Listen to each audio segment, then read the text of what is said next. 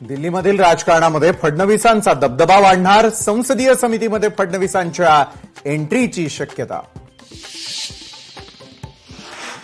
आदिवासींच्या मागण्यांसाठीची बैठक फिसकटली. आदिवासी विद्यार्थी आणि सरकारमधील बैठकीत तोडगाच नाही. गेल्या 13 दिवसांपासून आदिवासी विद्यार्थ्यांचं आंदोलन. मराठीचा अपमान करणाऱ्या परप्रांतीयांनो महाराष्ट्रातून चालते व्हा. मुजोर रिक्षा चालकांच्या विरोधात मनसेची बॅनरबाजी. विशाखा राऊतांचे नगरसेवक पद जाणार हे महिनाभरापूर्वीच माहिती होतं. मुंबई पालिका आयुक्त अश्विनी भिडेंची भेट घेतल्यानंतर शिंदे सेनेचे नेते सदा सरवणकर यांचं वक्तव्य.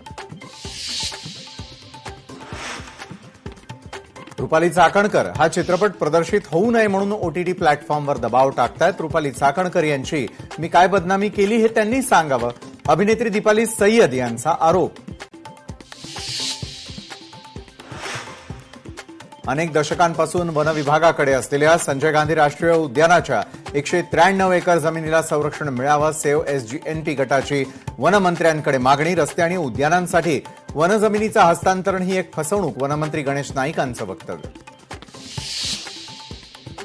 टीडीआर प्रकरणी मंत्र्यांचे एकमेकांवर आरोप, मात्र ठाणेकरांवर कोट्यवधींच्या टीडीआरचा भार. ठाणेकरांच्या प्रश्नांवर मुख्यमंत्री गप्प का? डी दायाभाई कंपनीला दिलेला टीडीआर मुख्यमंत्री स्वाधिकारात का थांबवत नाहीत? सरकार या टीडीआर प्रकरणी पुनर्विचार याचिका दाखल करणार का? लोकशाहीचा सवाल. प्रकल्पबाधितांच्या नावाखाली सरकारची घोर फसवणूक. कोट्यवधींच्या घोटाळ्याची माहिती लोकशाही मराठीच्या हाती. मुंबई अहमदाबाद हायस्पीड रेल्वेच्या कामात अधिकाऱ्यांचा गैरव्यवहार. लोकशाही मराठीनं बातमी दाखवूनही अधिकाऱ्यांवर अद्यापही कारवाई का नाही? सवाल उपस्थित.